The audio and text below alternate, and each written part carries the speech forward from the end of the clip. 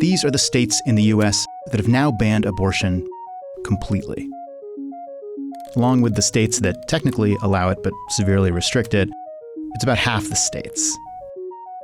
But now there's a plan to use the federal government to ban abortion everywhere. There are 3 branches of the United States government. That ban could come in the form of a law passed by Congress. Congress makes the laws.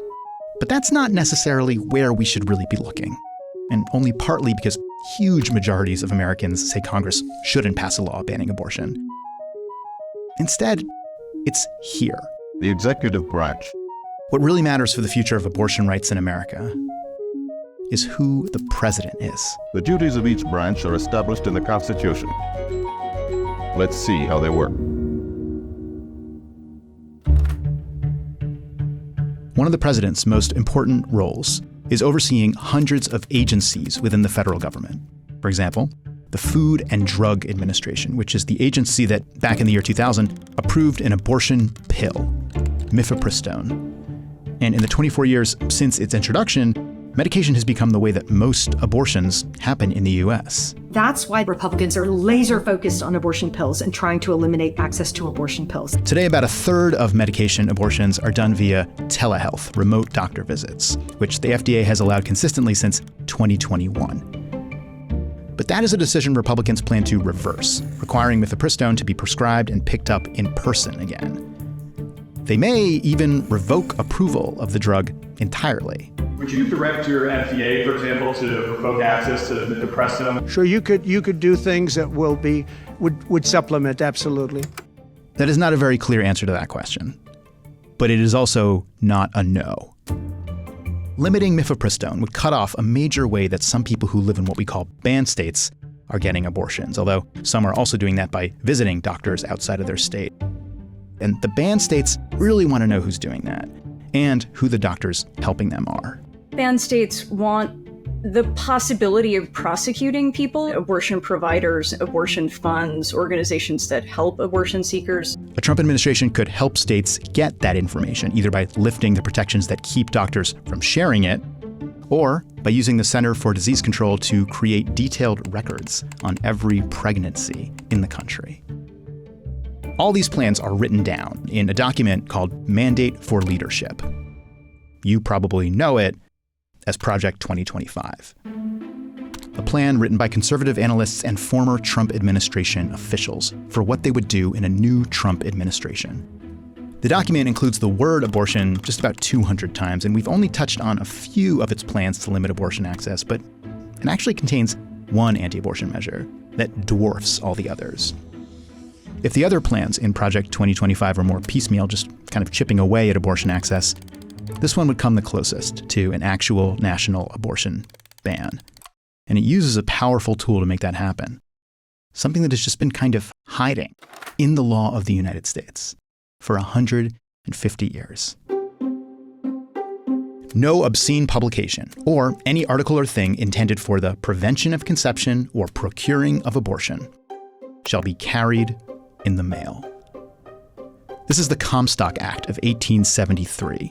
It banned the mailing of 3 things: obscene publications, pornography, and then anything intended for either the prevention of conception or abortion.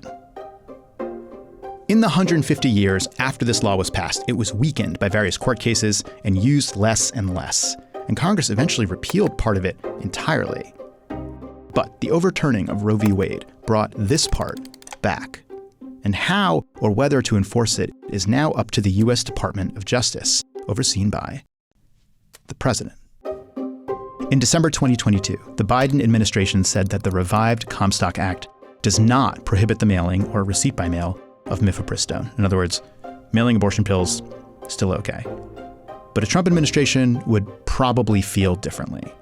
Not long after that, a group of Republican members of Congress wrote to the Biden administration, urging them to enforce the Comstock Act and stop the reckless distribution of abortion drugs by mail. One of those members of Congress was Senator J.D. Vance, who is now running to be Trump's vice president. It's pretty straightforward to see how the revived Comstock Act could be interpreted to prohibit the mailing of abortion pills from providers to patients. But if that's the case, there's no reason it wouldn't also prohibit the shipping of abortion pills from manufacturers to providers. And for that matter, About 2/3 of abortion are done with pills now, but about 1/3 are done with instruments. And mailing those instruments could be a violation of Comstock law if the Trump administration interprets Comstock as prohibiting the mailing of anything that could accomplish an abortion. And that would shut down abortion nationwide in all states because every doctor orders things from out of state. an administration enforcing the Comstock Act would probably target the two major manufacturers of Mifepristone first. And just going after a few doctors would probably be enough to create a chilling effect on all doctors providing abortions everywhere in the US. In August, Trump finally addressed this. Kind of. It's kind of been Trump's game plan from the beginning to be confusing about what exactly he means on abortion. Would you enforce the Comstock Act, which could prohibit the distribution of medication abortion by mail? First he said no, No, and then we will be discussing specifics of it, but generally speaking, no. And that was reported as no. But I don't know what generally no means, or we'll discuss the specifics. Does that mean you're going to prosecute some people but not other people? Like, does it mean you're going to prosecute people sometimes and not? Like, he hasn't been as clear, I think, as is sometimes reported. Look at what he's done rather than what he says he will do. Look at who his supporters are. He says what he says to get elected to office, and then he does what he does. we don't know what will happen with the Comstock Act. If Democrats win control of the government, they could repeal it. But after a really quick break, we're going to talk about one final part of the plan to ban abortion. There is a third branch. A longer play where the 2024 election is just step one. I'm going to make this quick. Hi, I'm Adam. I produce this video. If you like when we do this kind of video, where we try to explain a dense, tricky topic, the best way you can support that is by becoming a Vox member. Our website has member-only benefits that give you greater access to our reporters, and becoming a member will just help allow us to do this kind of original work reporting on challenging subjects. You can support us at vox.com/memberships. Thanks. This is the 2024 Republican Party platform. It barely mentions abortion. What it does say is more interesting. It says, we stand for families and life, and that the 14th Amendment guarantees no person can be denied life or liberty.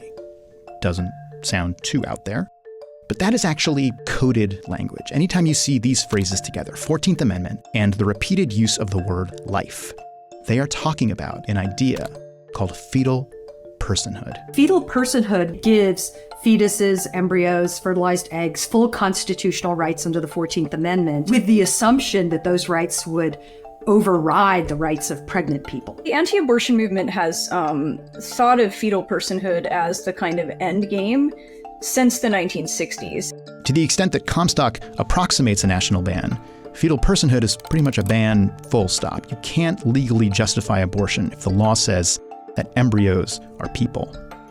19 of the states actually already have some form of personhood law on the books, but on the national level, this is almost certainly not something Congress will be able to pass. And it's not something the president can do either. It will have to be done through the courts. This is where the anti-abortion movement ultimately wants to go. This is sort of the next Roe v. Wade. In 2019, an anti-abortion group filed a lawsuit in the state of Rhode Island, asking the state's court to block Rhode Island's abortion rights law on the basis that human life commences at the instant of conception and that said human life is a person. In other words, fetal personhood. They lost. But after Roe v. Wade was overturned, they appealed that case to the US Supreme Court, again on the basis of fetal personhood. The Supreme Court declined to hear their case. But the Supreme Court can change. And the groundwork has already been laid for that. Over the course of Trump's first administration, he installed right-wing judges throughout the federal court system, which is where future Supreme Court justices will probably come from. And in just 4 years, Trump was able to replace 1/3 of an already conservative Supreme Court. Another Trump term could do the same.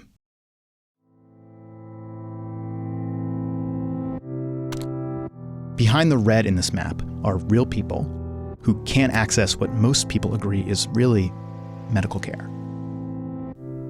As of April 2024, almost 2/3 of Americans say abortion should be legal in all or most cases. we really don't want a national abortion ban. But opponents of abortion don't need Americans to agree with them. They just need the right president.